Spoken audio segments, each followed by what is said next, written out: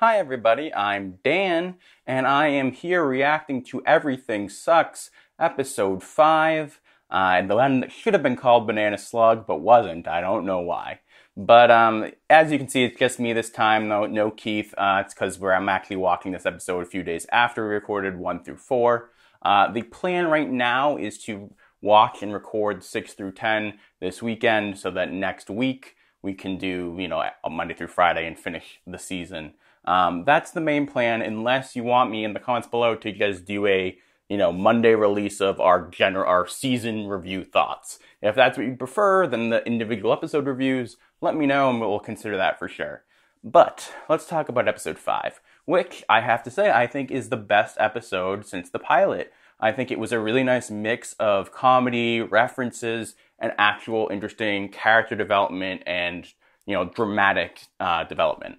I would say it was a very interesting episode for Luke, who I think became his most unlikable ever in this episode.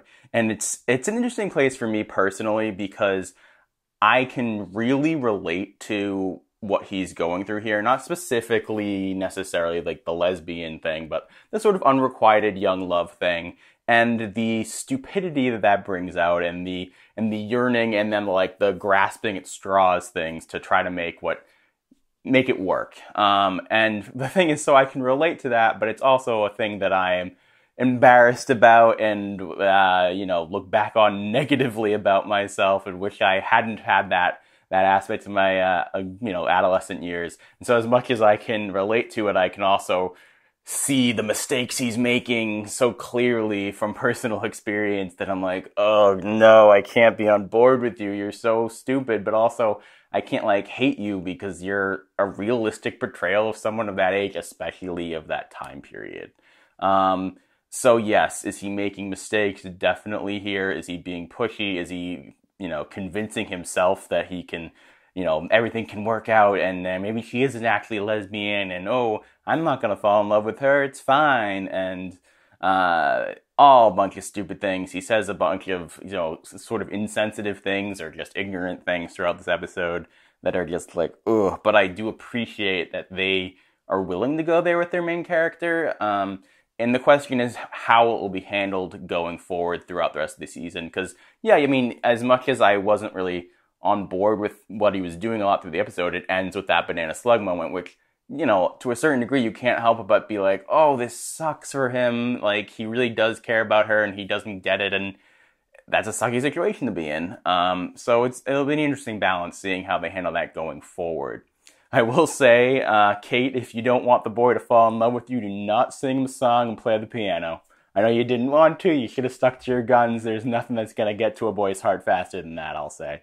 At least for me, personally.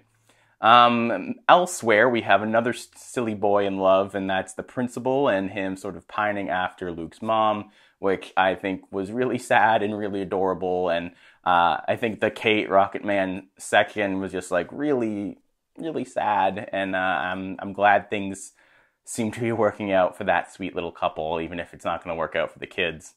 I will say the parents are being a little bit weird not to be telling their kids, especially where in their heads their kids are fully dating at this point, and it is creating a weird situation. But whatever, television, right?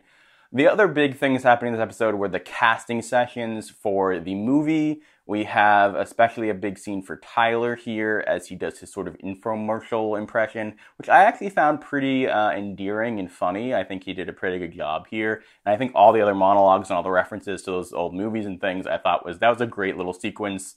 A nice moment for Tyler, a nice little humorous thing in the middle of the episode I thought worked out well. And then the other big thing that happened this week was Emmeline and her going shopping with Kate. Which I think was definitely a big movement in that storyline, where I really do think that Emmeline has attraction to Kate. She has the pretense of being like, oh, I don't want her to make me look stupid in these costumes and things, but ultimately she wants to dress up the girl she thinks could be hotter in different outfits, and I think that's what's happening here with her and Kate. Now, there's some interesting potential character stuff going on with how much Emmeline talks about how her personal confidence and power comes from how men see her and how she perceives men to see her. And so I do wonder if there's something tied in there with her sexuality where does she actually find men attractive, or is that like her self-worth is tied into that, and so it's hard for her to move past that because she's always been seen as an object by men, and for her to realize that maybe that isn't what I want, and maybe I do have more to offer than that, I think might be part of her evolution going forward, and I'll be interested to see where that goes. It's definitely an interesting dynamic beginning to form there, and they're very different characters. I'm interested to see what happens. I really do wish that Netflix wasn't a binging series sometimes, because it would be really cool to be able to talk to you guys after each one of these episodes and have you not already know everything that's going to happen, because there is definitely interesting things to look forward to. I can't wait until this weekend when I get to watch more with Keith. But let me know what you guys thought about this episode in the comments below, what you thought about my thoughts. Please like, subscribe, all that jazz, and we'll be back next time that everything sucks.